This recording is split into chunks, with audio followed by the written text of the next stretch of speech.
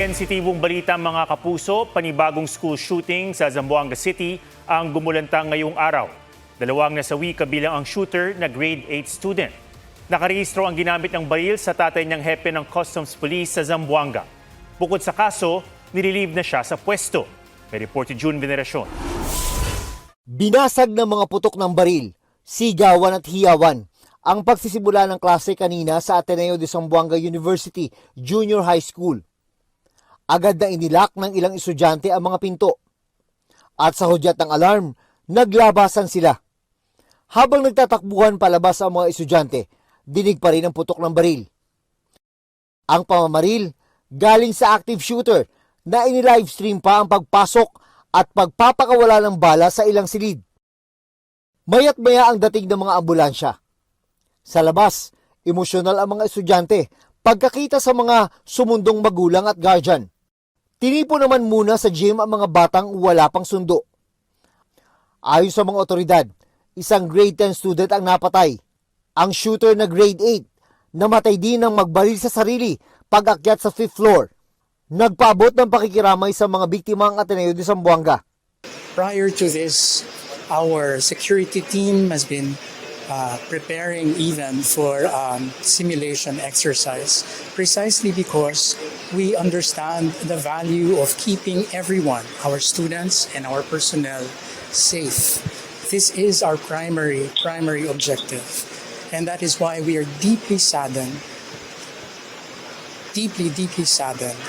by this incident.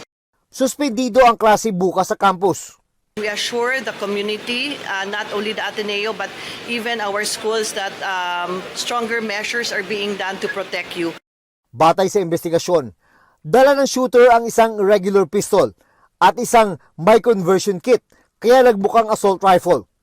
Sabi ng kaibigan ng shooter, pumasok siyang may dalang baril na nakakabit sa isang Ronnie kit para maging semi-automatic rifle. Kala po mga joke-joke lang yung sinabi niya, like, I will shoot the school, mga ganun-ganun, like, mga jokes, no.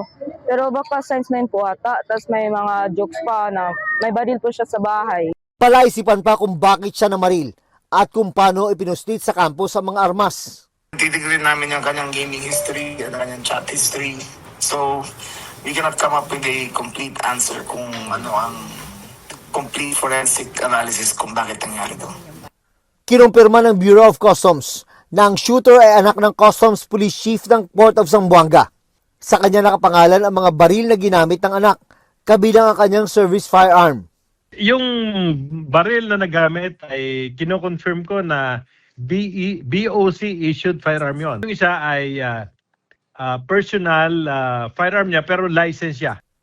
Sabi ng Customs, may administrative liability sa nangyari ang kanilang tauhan. Kahit naunawaan natin ang sitwasyon niya, kinakailangan din naman natin siyang tanggalin kagad sa pwesto upang magkaroon ng tamang investigasyon, upang magkaroon ng malinaw na resulta kung hanggang saan ang pananagutan niya. Ang Cybercrime Investigation and Coordination Center, mahigpit na minomonitor ang mga aktibidad sa social media. Huwag na hong i-repost ang video kaugnay ng insidente upang hindi na rin mabigyan ng karagdagang audience or atensyon ang mga gantong uri ng karahasan. June Veneracion, GMA News.